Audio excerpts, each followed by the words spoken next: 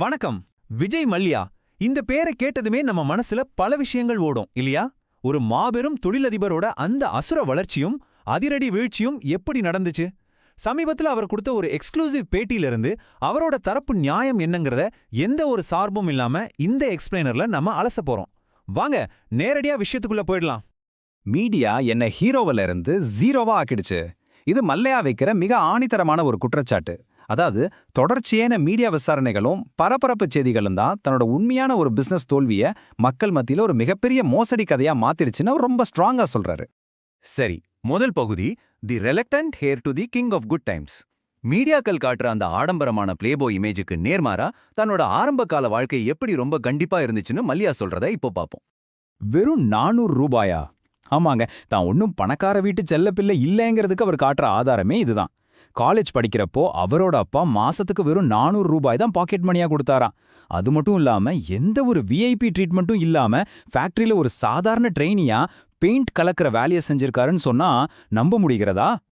1983ல தன்னோட அப்பாவோட திடீர் மறைவுக்கு பிறகு வெறும் 28 வயசுலயே யூபி குரூப்போட மொத்த பொறுப்பையும் மல்லையா கையில எடுத்தாரு.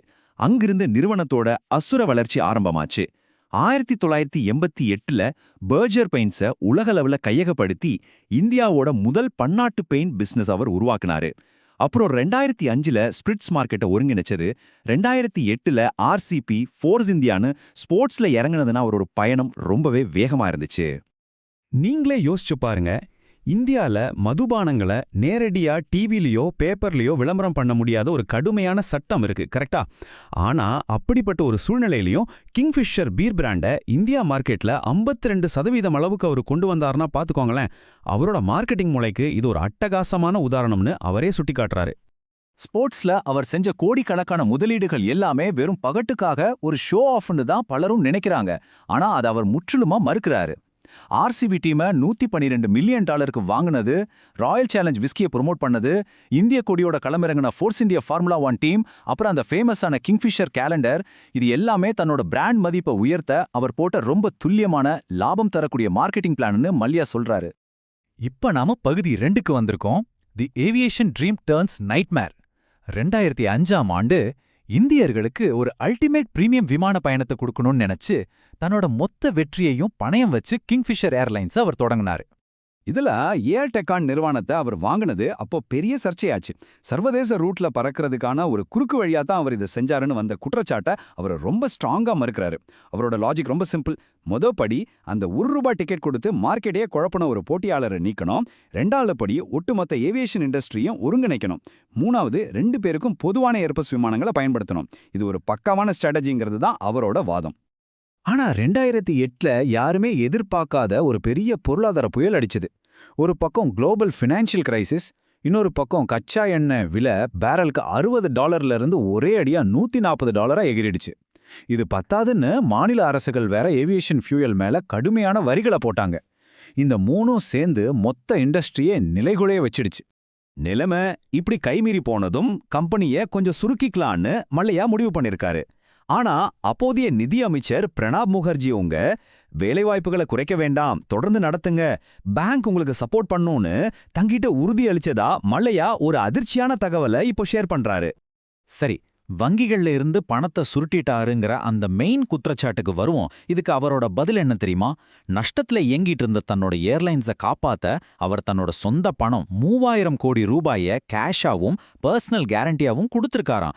எந்த ஒரு ஏமாத்துக்காரனும் தன்னோட சொந்த பணத்தை இப்படி ரிஸ்க் எடுக்க மாட்டாங்கிறது அவரோட ரொம்ப முக்கியமான பாயிண்ட். ஓகே, இப்போ பகுதி 3, the default, the defence and the exile. இது இந்த கதையோட ரொம்ப இருண்ட அத்தியாயம்னு சொல்லலாம்.